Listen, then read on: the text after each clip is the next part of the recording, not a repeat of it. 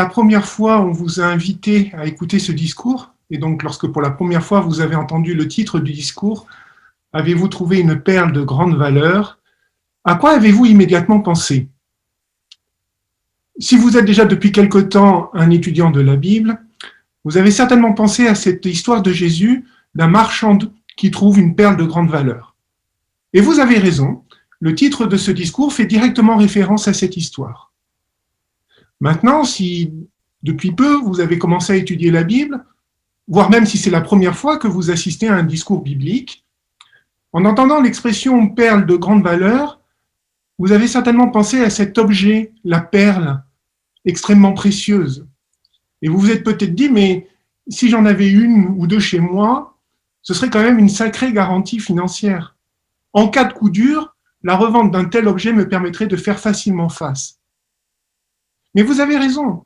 Lorsque Jésus emploie l'expression perle de grande valeur, il parle d'une réelle sécurité à même de faire face aux problèmes de l'ensemble de l'humanité.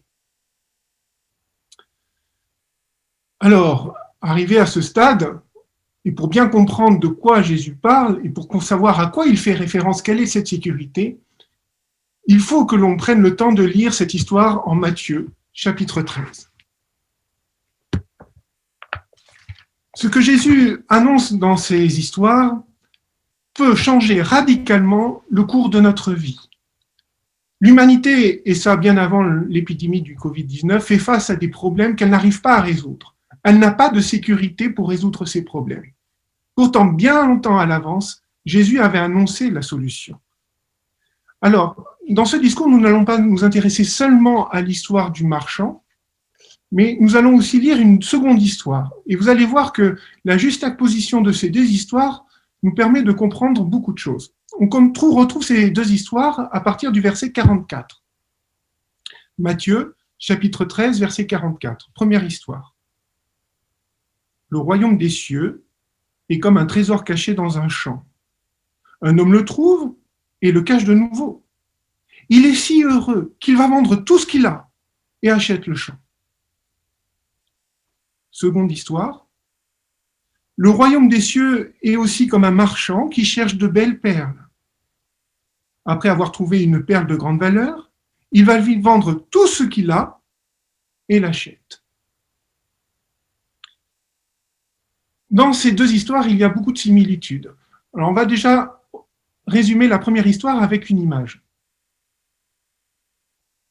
Nous avons donc affaire dans la première histoire à un ouvrier agricole qui, durant son travail, trouve un trésor.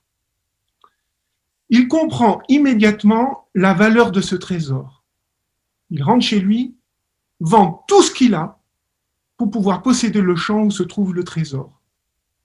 Pour lui, la valeur du trésor est d'une valeur bien supérieure à tous les sacrifices qu'il consent. Maintenant, résumons la seconde histoire avec la deuxième image. Cette fois-ci, nous avons affaire à un marchand qui a pour objectif de chercher de belles perles, comme l'a dit Jésus. Et un jour, il trouve sur une perle d'une valeur exceptionnelle. Comprenant la valeur de cette perle, il vend tout ce qu'il a pour pouvoir posséder cette perle. Pour lui, les sacrifices qu'il consent sont largement comblés par la possession de cette perle. Il y a néanmoins une opposition dans ces deux histoires. Dans le cas de l'ouvrier agricole, lui, ne cherche pas de trésor. Il travaille et c'est en travaillant qu'il tombe sur ce trésor. En revanche, le marchand de perles, lui, cherche une perle de grande valeur. Mais alors ce trésor et cette perle, à quoi cela correspond-il? Bien, Jésus commence les récits de la même façon en disant « Le royaume des cieux est comme un trésor » ou « Le royaume des cieux est comme un marchand qui cherche de belles perles ». Donc la sécurité qui devrait nous permettre de faire face à l'ensemble des problèmes de l'humanité, c'est ce que Jésus appelle ici le royaume des cieux, c'est-à-dire l'ensemble des vérités ou l'enseignement biblique relatif à ce royaume. Alors, il y a des gens qui, comme l'ouvrier agricole, ne cherchent pas la vérité sur le royaume. cette vérité leur est brutalement exposée. Néanmoins, ils comprennent immédiatement la valeur de cet enseignement et sont prêts immédiatement à faire des changements radicaux. Mais il y a aussi d'autres personnes qui, comme le marchand de perles, font des efforts pour trouver la vérité concernant ce royaume. Un jour, ils comprennent ce que l'ensemble de ces vérités signifie et ils sont prêts à faire les sacrifices nécessaires pour pouvoir s'adapter à cet enseignement. Bon, très bien, mais alors, le royaume des cieux, qu'est-ce que c'est? L'expression dans la Bible, le royaume, est une expression que l'on retrouve très souvent. Elle fait référence à l'exercice de la souveraineté universelle de Jéhovah vis-à-vis de ses créatures. On pourrait donc dire que le royaume, c'est le moyen par lequel Jéhovah exerce cette autorité. Alors dans la Bible, il y a plusieurs expressions. Vous avez le royaume, vous pouvez trouver l'expression royaume de Dieu, vous pouvez trouver l'expression royaume des cieux, mais toutes ces expressions font référence à l'exercice de la souveraineté universelle de Jéhovah vis-à-vis de ses créatures. Et les différences de termes, ce sont essentiellement des différences d'appréciation d'écrivains. Si vous lisez les évangiles de Marc et de Luc, vous trouverez régulièrement l'expression royaume de Dieu. Matthieu, lui, utilise très très peu cette expression royaume de Dieu. En revanche, il préfère beaucoup l'expression royaume des cieux. Et dans le passage que nous avons lu, c'était tiré de l'évangile de Matthieu. Il dit le royaume des cieux 2 fois. Mais à chaque fois, c'est l'exercice de la souveraineté de Jéhovah vis-à-vis de ses créatures. Et donc, quand Jésus raconte ces 2 histoires, il est en train de nous dire qu'à chaque fois que nous lisons des passages de la Bible faisant référence à ce royaume, à cette autorité exercée par Jéhovah, on peut découvrir des vérités d'une valeur inestimable. Mais écoutez, je pense qu'on est là pour ça ce matin. Acceptons le challenge et prenons 2 exemples pour voir si effectivement, quand nous lisons des passages sur le royaume, qui font référence à ce royaume, nous ne trouvons pas de passages sur le royaume, qui font référence à ce royaume, nous ne trouvons pas des vérités d'une valeur exceptionnelle. On va commencer par un passage qui a été écrit bien. Daniel, chapitre 2. Daniel est en train de comparer une succession de puissances mondiales, donc de domination terrestre, et il les compare à la domination de Jéhovah, du royaume de Dieu. Alors, on n'ira pas plus loin dans l'explication, néanmoins, la comparaison est intéressante au verset 44. Au jour de ces rois-là, donc là, Daniel parle des gouvernements terrestres, le Dieu du ciel établira un royaume qui ne sera jamais détruit. Et ce royaume ne passera sous la domination d'aucun autre peuple, il pulvérisera tous ces royaumes et y mettra fin. Qu'avons-nous appris sur le royaume en lisant ce verset? Ce royaume va avoir le pouvoir de détruire l'ensemble des dominations terrestres. L'exercice de cette autorité n'aura pas de fin. Et ça va se passer visiblement qu'on le veuille ou qu'on ne le veuille pas. Ce sera indépendamment de nous-mêmes.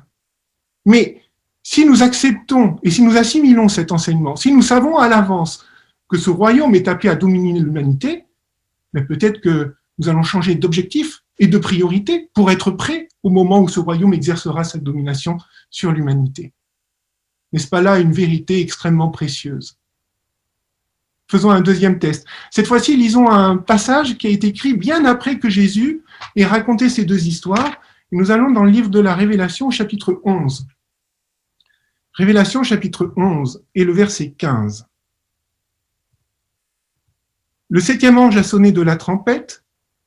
Il y a eu dans le ciel des voix fortes qui disaient « Le royaume du Dieu est devenu le royaume de notre Seigneur et de son Christ, et il régnera à tout jamais. » Ici, nous apprenons que pour ce royaume, un roi a été désigné, qu'on appelle Christ ou Seigneur.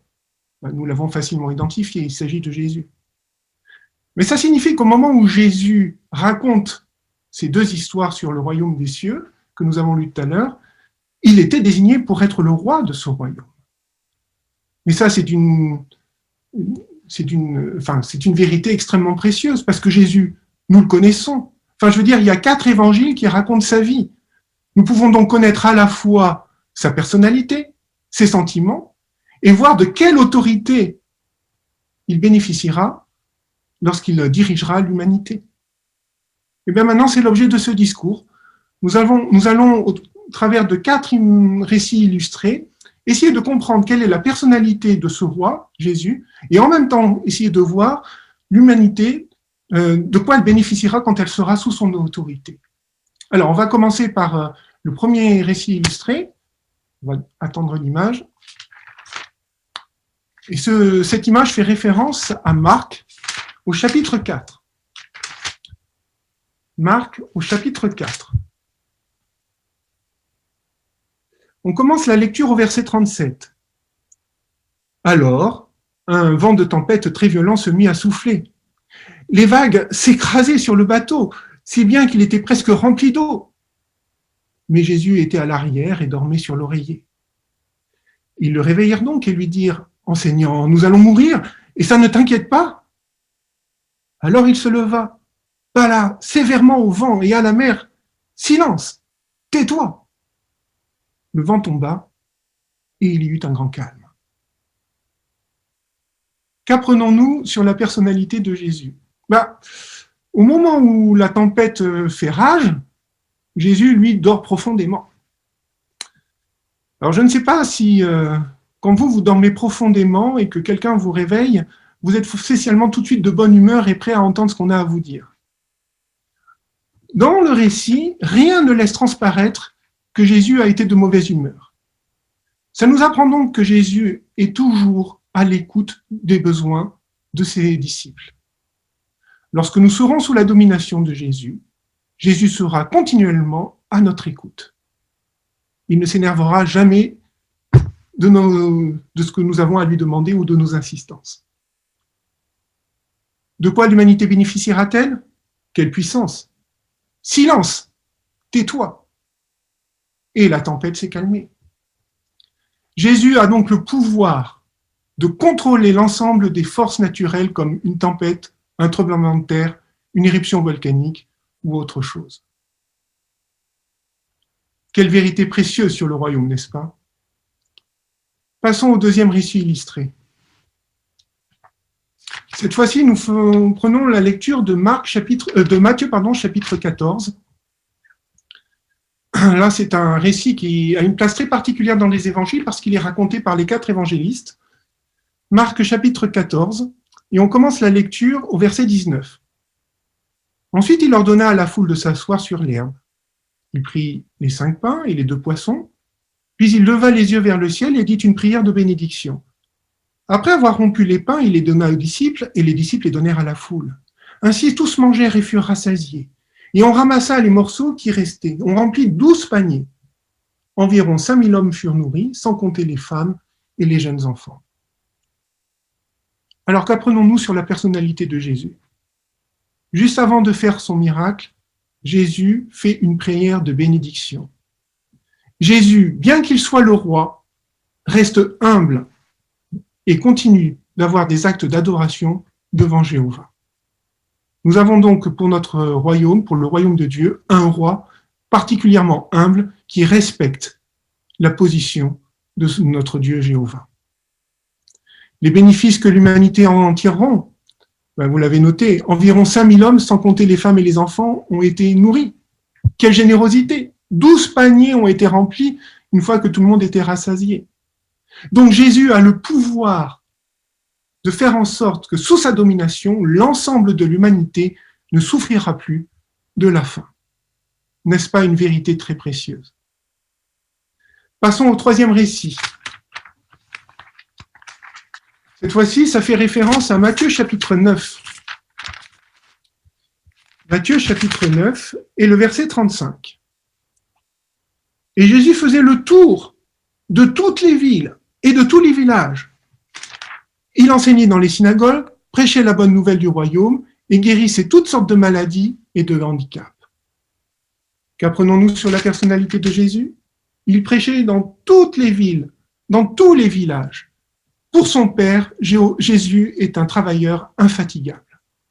Donc, quand nous serons sous son autorité, nous aurons affaire à un roi qui travaille constamment pour les intérêts de son Père. Les bénéfices pour l'humanité ? Il guérissait toutes sortes de maladies et de handicaps. donc sous la domination de Jésus, bien sûr, et c'est d'actualité, plus de Covid-19, mais ça va plus loin. Plus de migraine, plus de mal de ventre. N'est-ce pas une vérité très précieuse? Ça donne envie, n'est-ce pas? Allez, dernier récit illustré. Cette fois-ci, ça fait référence à Luc, chapitre 7.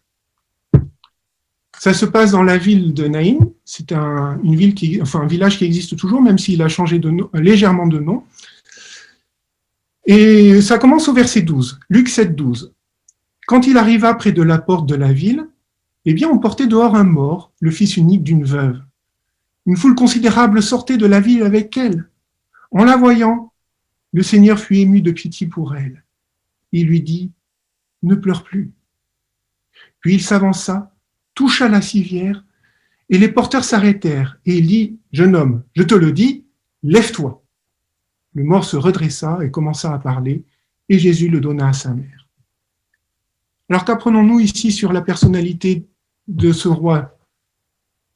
Alors qu'il sait qu'il va ressusciter le fils décédé, il prend le temps de réconforter sa maman. Juste avant, il lui dit notamment « Ne pleure plus ». Ça sous-entend donc que Jésus est quelqu'un qui cherche avant tout à réconforter les blessures de nos cœurs. Lorsque nous serons sous sa domination, nous bénéficierons d'un roi qui cherchera à nous réconforter. Et alors quel pouvoir? L'ensemble des maux qui nous font souffrir, y compris la perte de nos êtres bien-aimés, seront résolus. Il y aura une résurrection, par exemple, de tous les morts. N'est-ce pas là une vérité très précieuse? On peut couper l'image, voilà. Alors on comprend maintenant pourquoi ce cultivateur ou ce marchand de perles, ayant compris à quoi ils avaient affaire, était prêt à faire des changements radicaux. Vous vous rappelez? Ils vendaient tout ce qu'ils avaient, leur maison, peut-être leurs vêtements, enfin, tout le confort déjà accumulé, tout cela s'était renouvelé. La vie après n'était plus la même. Et Jésus, durant son ministère, a souvent expliqué à ses disciples que pour bénéficier de ce royaume, il faudrait être prêt à changer radicalement de mode de vie. Non seulement à changer de mode de vie, mais aussi à accepter les sacrifices que cela peut engendrer. Et dans ce discours, nous voulons particulièrement mettre l'accent sur deux sacrifices. Le premier, on le retrouve en Matthieu, chapitre 6, verset 24. Matthieu, chapitre 6, verset 24. Tous ceux qui désirent bénéficier de l'enseignement et des bienfaits de ce royaume doivent être prêts à faire ce sacrifice. Personne ne peut travailler comme esclave pour deux maîtres. Soit il haïra l'un et aimera l'autre, soit il s'attachera à l'un et méprisera l'autre. Vous ne pouvez pas travailler comme esclave pour Dieu et pour l'argent. En acceptant l'enseignement du royaume et en conformant notre vie à cet enseignement, ça peut nécessiter dans notre vie de changer d'objectif professionnel. Peut-être que nous allons mettre terme à une carrière lucrative ou à un travail passionnant. Parce que cet objectif-là ne peut pas s'accommoder de l'enseignement du royaume. C'est donc à l'avance un sacrifice à accepter. Il y a un second sacrifice à accepter qui peut être douloureux. On retrouve le conseil de Jésus en Matthieu chapitre 10, et au verset 37. Matthieu, chapitre 10, et verset 37. Celui qui a plus d'affection pour son père ou sa mère que pour moi n'est pas digne de moi. Et celui qui a plus d'affection pour son fils ou sa fille que pour moi n'est pas digne de moi. C'est une vérité. En acceptant de devenir un étudiant de la Bible, et lorsque l'on fait savoir que nous étudions la Bible, particulièrement avec les témoins de Jéhovah, les membres de nos familles deviennent souvent nos opposants. Il y aura donc un sacrifice à accepter, une perte affective. Jésus dit, celui qui a plus d'affection pour les membres de sa famille, donc qui se laisse avoir par les sentiments qu'il a pour sa famille, n'est pas digne de lui. Autrement dit, ne pourra pas bénéficier des bienfaits de l'enseignement du royaume et de la domination de ce royaume. Voilà donc au moins 2 sacrifices auxquels nous devons tous être prêts et des sacrifices que nous devons accepter. On les rappelle, changer peut-être de carrière professionnelle et accepter que certains membres de notre famille deviennent nos opposants. Alors, cela ne veut pas dire néanmoins que tous ceux qui sont des étudiants de la Bible sont des gens malheureux. Jésus a fait une promesse extraordinaire. On retrouve cette promesse en Luc chapitre 18.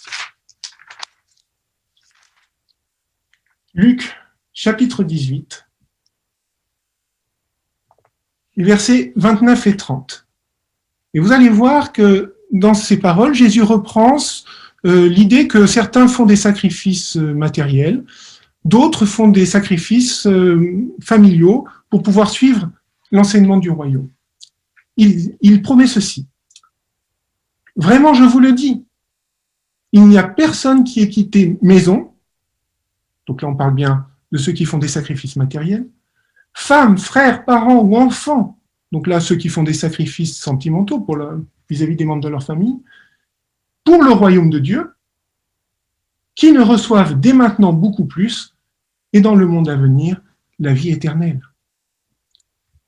Jésus a donc fait une promesse. Ceux qui accepteraient ces sacrifices-là recevraient dès maintenant beaucoup plus. Et c'est une réalité. Ceux qui ont accepté l'enseignement du royaume et qui ont accepté ces sacrifices sont très heureux aujourd'hui.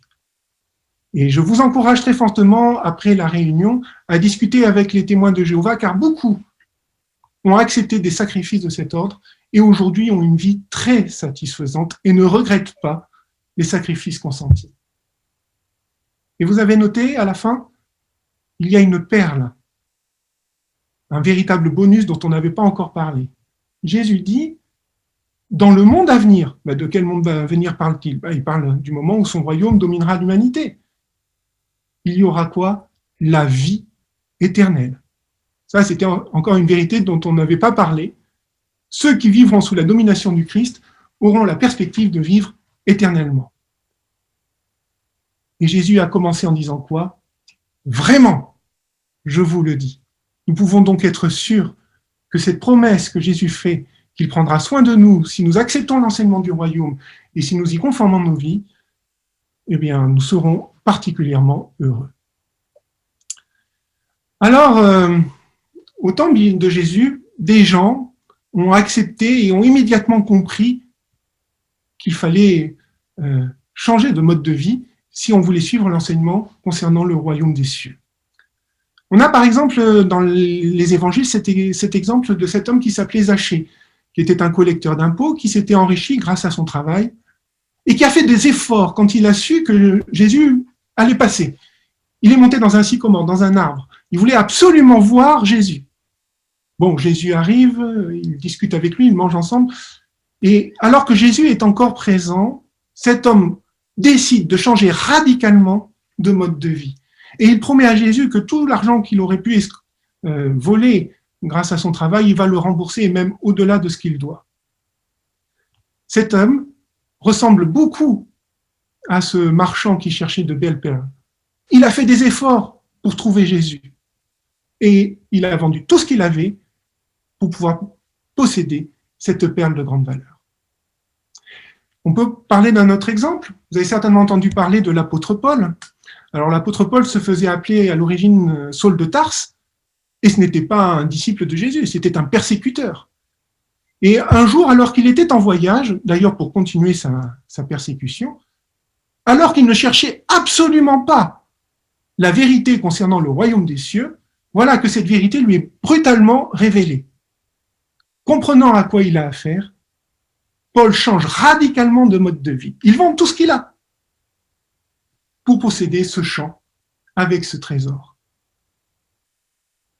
Aujourd'hui encore, des serviteurs de Jéhovah ont fait de gros efforts et ont accepté de changer radicalement de mode de vie. Voyez les deux exemples suivants. Des personnes ont cherché la vérité concernant le royaume pendant des années avant de la trouver. Ça a été le cas de Mary Kennedy. Marie venait d'Écosse. Elle est arrivée aux États-Unis au début des années 1900, à l'âge de 18 ans. Elle a été employée comme gouvernante. Marie rêvait de devenir missionnaire. Mais il y avait des choses qui la dérangeaient dans la religion. Malgré tout, Marie voulait quand même aider les autres. Elle a donc suivi une formation dans le domaine médical. Et en 1910, elle a été diplômée de l'école d'infirmière de la ville de Boston. Elle continuait à chercher la vérité. Mais elle était déçue par les faux enseignements et par l'hypocrisie qu'elle voyait dans beaucoup d'églises. Elle a quand même continué à lire la Bible, même si elle ne voulait plus rien avoir à faire avec la religion. Mais alors qu'elle travaillait au sanatorium Pottinger en Californie, Marie a enfin trouvé ce qu'elle cherchait. Elle a rencontré Nellie Inford, une infirmière qui était étudiante de la Bible. Un jour, Nellie lui a montré ce que la Bible dit sur la mort. Marie a dit qu'en entendant ça, ça a fait dans sa tête comme un central téléphonique. Les lumières s'allumaient les unes après les autres. Elle a su immédiatement qu'elle avait trouvé la vérité.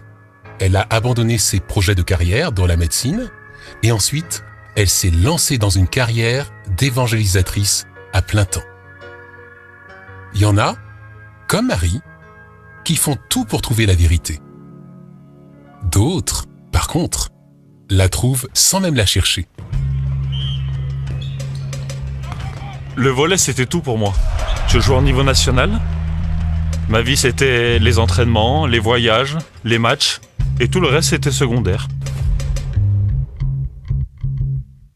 Je ne cherchais pas vraiment la vérité. Mais ma copine a commencé à étudier la Bible, et je me suis dit, moi aussi, ça m'intéresse.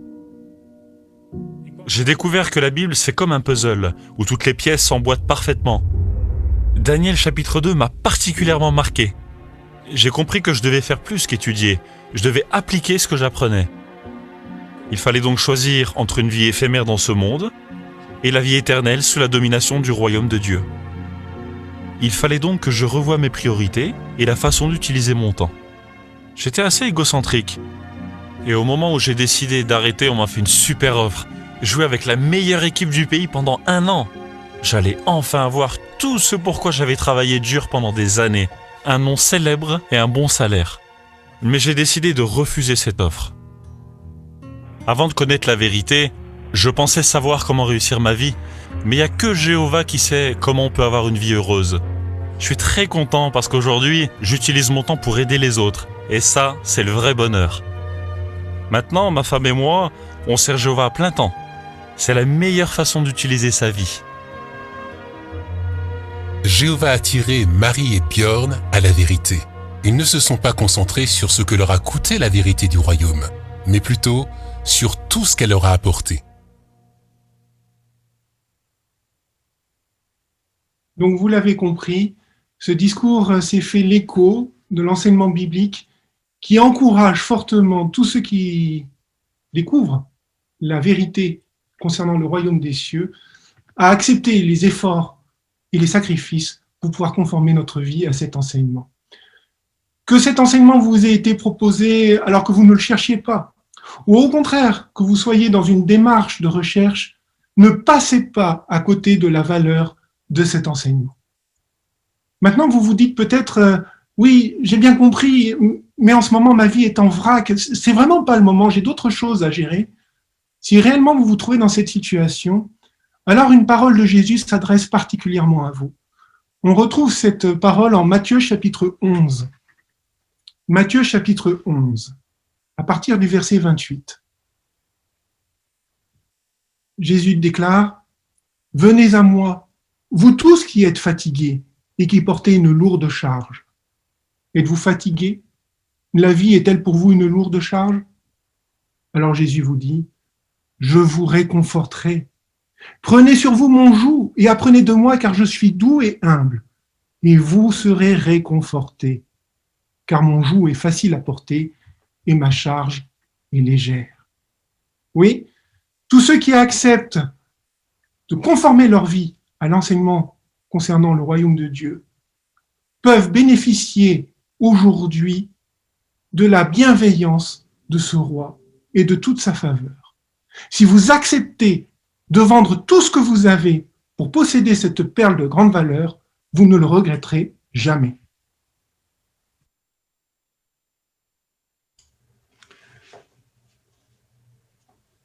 Merci beaucoup, frère Ronzo, pour ce beau discours qui a mis en valeur la beauté de cette perle du royaume. Nous allons maintenant pouvoir suivre et participer à l'étude de la tour de garde. Et nous laisserons la parole à frère Jean-Louis Serre qui va la présider. Chers frères et sœurs, chers amis, bienvenue donc pour notre deuxième partie de programme, partie à laquelle vous apporterez votre touche, votre participation. Nous nous en réjouissons d'avance. Pour l'introduire, nous pourrons chanter le cantique numéro 14 intitulé « Louons le nouveau roi de la terre ».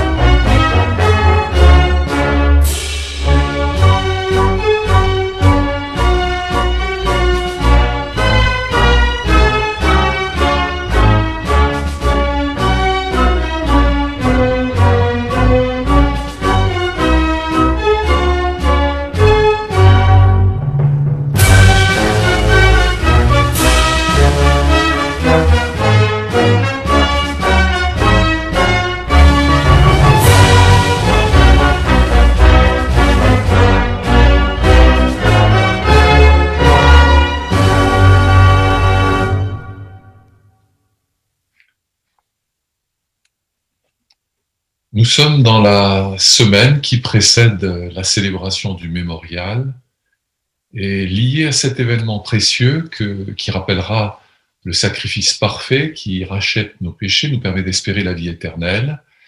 Une vision biblique que Jésus a donnée à Jean dans la Révélation chapitre 7 verset 9